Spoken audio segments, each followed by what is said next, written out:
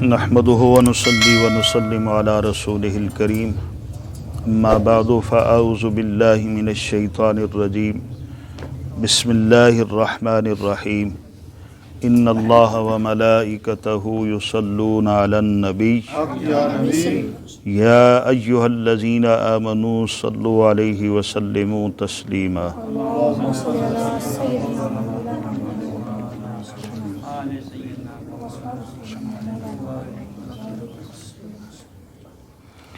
فَإِن كُنتَ فِي شَكٍّ مِّمَّا أَنزَلْنَا إِلَيْكَ فَاسْأَلِ الَّذِينَ يَقْرَؤُونَ الْكِتَابَ مِن قَبْلِكَ لَقَدْ جَاءَكَ الْحَقُّ مِن رَّبِّكَ فَلَا تَكُونَنَّ مِنَ الْمُمْتَرِينَ۔ سبحان اللہ۔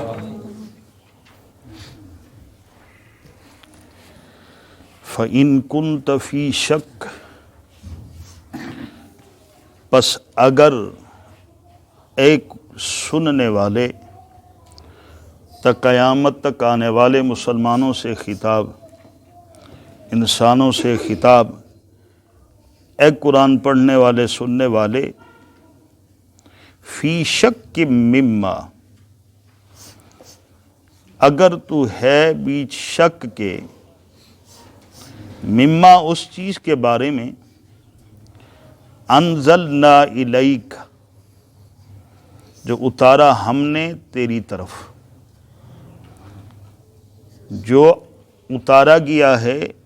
اللہ کا کلام، حکم، اس کے بارے میں اگر تو شک میں ہے، یہاں خطاب انسان سے ہے، نبی کریم صلی اللہ علیہ وسلم سے نہیں ہے۔ اور بعضوں نے کہا کہ بالفرض، فرضی طور پر یہ مان لیا جائے کہ حضور سے خطاب ہو، یا فرضی ہو یا غیر فرضی، دونوں طریقے سے حضور سے خطاب ماننا یہ غلط ہوگا۔ کیوں کہ یہ ہو ہی نہیں سکتا، یہ تصور ہی نہیں کیا جا سکتا کہ رب کائنات کے کلام کے اندر، نازل کردہ کلام کے اندر حضور معاذ اللہ شک کریں، یہ تو تصور ہی نہیں ہو سکتا نا۔ لہذا انسان کو خطاب کیا جا سکتا ہے، بھئی فرضی ہو یا غیر فرضی ہو، یہاں غلط ہوگا حضور کی طرف نسبت کرنا۔ مثال کے طور پر اگر کہیں جی بالفرض، فرضی طور پر جان لو کہ اگر اس کے سوا کوئی دوسرا شریک ہوتا، تو یہ تو خیال ہی نہیں کہ فرضی طور پر مانا جا سکتا ہے، نہیں ہے ہی نہیں اس کے سوا کوئی دوسرا شریک، چاہے فرضی ہو یا غیر فرضی، اسی طرح یہاں یہ ممکن ہی نہیں ہے کہ یہ آقا کریم صلی اللہ علیہ وآلہ وسلم، محبوب کریم صلی اللہ علیہ وسلم کی حدیث پاک بھی ہے، جب یہ آیت پاک نازل ہوئی، لجپال کریمہ کا جانے جانا صلی اللہ علیہ نبینا الکریم اپنے اصحاب میں کھڑے ہوئے، کملی والے آقا نے خطاب فرمایا یہ نہ سمجھنا اے لوگو کہ یہ خطاب مجھ سے ہے، حدیث پاک ہے، محبوب کریم صلی اللہ علیہ وسلم نے یہ ارشاد فرما دیا، فرمایا یہ نہ سمجھنا قیامت تک آنے والے لوگوں، یہ نہ سمجھنا کہ یہ خطاب مجھ سے ہے، کیوں کہ نہ ہی تو میں شک کرتا ہوں، نہ میں اس سے پوچھتا ہوں۔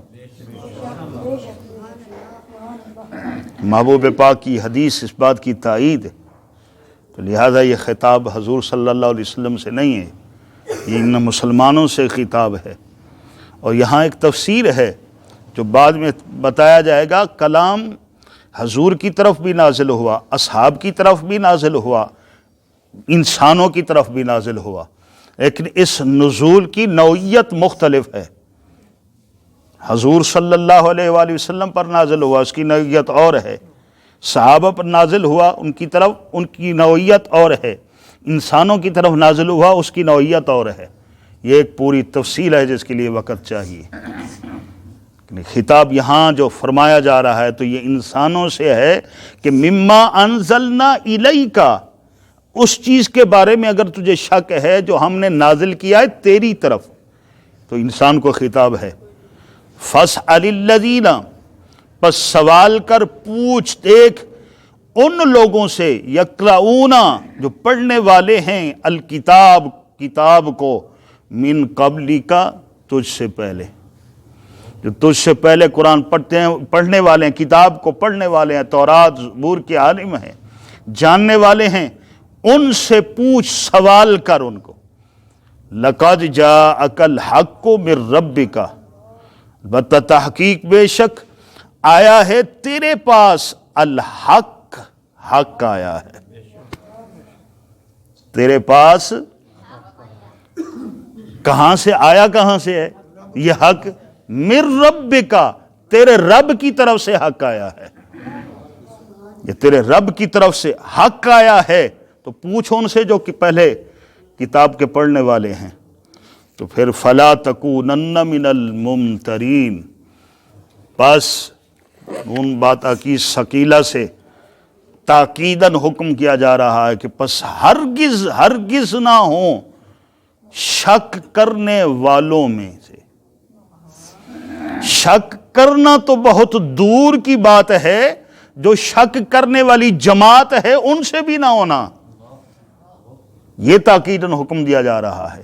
شک کرنا تو دور کی بات ہے، وہ تو بڑا دور ہے، وہ تو ان کے حکم ہی اور علیحدہ، پھر کیا ہوگا ان کے لیے کہ ہاں تو تاکید سے یہ فرمایا جا رہا ہے شک کرنا تو بہت دور کی بات، فلا تکونن من الممترین، پس ہرگز شک کرنے والوں میں سے نہ ہونا۔ اور یہ تاکید یہ بتا رہی ہے یعنی اپنی شکل، صورت، طور طریقہ، گفتگو کفار کی سی نہ بناؤ، یہ سب ہے، کیونکہ یہ حکم دیا جا رہا ہے نا، شک کرنا تو دور کی بات، شک کرنے والی جماعت میں سے نہ ہونا۔ تو پھر جو شک کرنے والے ہیں وہ تو دائرہ اسلام سے خارج ہیں نا، کافر ہیں۔ تو پھر واضح حکم ہو گیا کہ کفار کی سے طور طریقہ نہ اپناؤ، ان کی گفتگو تمہاری ان جیسی نہیں ہونی چاہیے، تمہارا چلنا ان جیسا نہ ہو، تمہاری شکل و صورت ان جیسی۔ تو شکل و صورت سے بھی انسان کو ان کی سی شکل و صورت سے بھی نفرت حاصل ہونی چاہیے۔ تو آج کا مسلمان جو ان کے طور طریقے اپنا کر بڑا فخر کرتا ہے، ان کے لباس کو پہن کر، کہ آج ان دشمنوں نے اس انسان کو اتنا ننگا کر دیا، کپڑے پھاڑ کر پہننا شروع کر دیے، کہ ان مسلمانوں نے وہ اپنانا شروع کر دیا، اپنے اچھے اچھے کپڑوں کو پھاڑ کر پہننا شروع کر دیا۔ یہ کتنی ان دشمنوں نے چال چلی ہے، آج اس مسلمانوں کو کہاں تک لے گئے ہیں، اور وہ اس سنت مصطفی کے ساتھ کیا کروا رہے ہیں، اس چہرے پر اپنے اس سنت کے ساتھ کیا کرتا ہے آج کا یہ مسلمان۔ معاذ اللہ ثم معاذ اللہ، کیا کیا ڈیزائن بنائے جا رہے ہیں سنت مصطفی کے، اور ان جیسی شکل و صورت بنا کر فخر کے ساتھ جناب بندہ لوگوں میں پھرتا ہے، گردن تاڑ کے پھرتا ہوتا ہے جناب بندہ، اور سمجھتا ہے کہ میں بہت بڑا کوئی انسان ہوں۔ بڑائی اس چیز کی نہیں ہے، قرآن لعنت کرتا ہے اس بندے پر، وہاں تو ممانعت ہے، حکم منع کیا گیا ہے ان جیسی صورت بھی نہ بناؤ، ان کے جیسے چلو بھی نہیں، چلنا بھی محبوب کریم نے سکھا دیا ہے، تم نے چلنا کیا ہے، میرا چلنا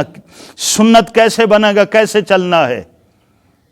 یہی تو بتایا گیا ہے نا کہ مسلمان کا لباس، اس کا چلنا طور طریقہ ایسا ہو کہ جا رہا ہو، دیکھنے والی آنکھ دیکھ کر کہنے پر مجبور ہو جائے کہ دیکھو وہ غلام مصطفیٰ جا رہا ہے، یہ مسلمان جا رہا ہے، نبی کا غلام جا رہا ہے، نگاہ اٹھے اور دیکھ کر اس کی چال بتائے کہ یہ مسلمان ہے، اس کا چلنا بتائے کہ یہ غلام مصطفیٰ ہے۔ نعرے عشق کے لگائیں، غلامی مصطفیٰ میں موت بھی قبول ہے، سنت سجانا قبول نہیں ہے، نماز پڑھنا قبول نہیں ہے، اور اس سنت کے ساتھ کیا کیا کیا جاتا ہے، ایسا کچھ کر کے تو پھر جناب عشق کے نعرے، عشق یہ نہیں ہوتا۔ ایمان ہے تو اس کے کچھ تقاضے ہیں، ہے کہ نہیں ہے؟ کلمہ پڑھنا تو کلمہ پڑھنے کے تقاضے ہیں، نماز پڑھنی ہے، نماز پڑھنے کے بھی تقاضے ہیں، وہ تقاضے جب تک کہ پورے نہ ہوں نماز ہوگی؟ اگر عشق کرتے ہو تو عشق کے بھی تو تقاضے ہیں نا،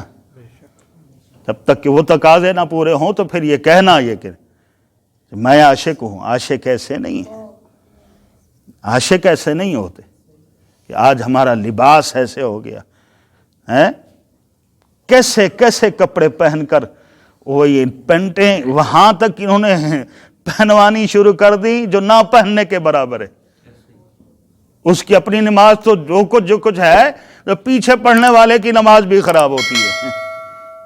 حال یہ حال ہے، ہم نے ہر طور طریقہ انہی کا اپنانا شروع کر دیا، تبھی تباہ اور بربادی کی طرف جا رہے ہیں۔ میں ہمیشہ کہتا ہوتا ہوں،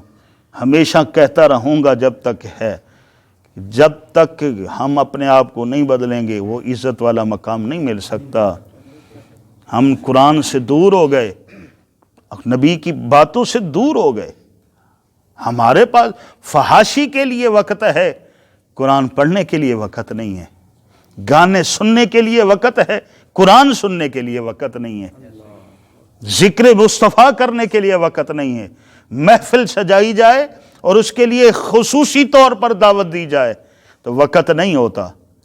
اور وہاں ایک گانے باجے کی محفل ہو، دعوت نہ بھی ہو تو پاؤں رکھنے کی جگہ نہیں ہوتی،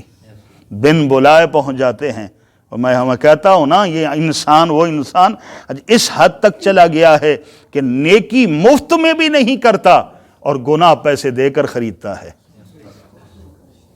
گناہوں کو پیسے دے کر خریدتا ہے، نیکی مفت میں بھی نہیں کرتا، حاصل کرنے کی صحیح نہیں کرتا، کوشش ہی نہیں کرتا۔ اللہ پاک نبی پاک کا صدقہ ہمارے حال پر رحم اور کرم اور فضل فرمائے۔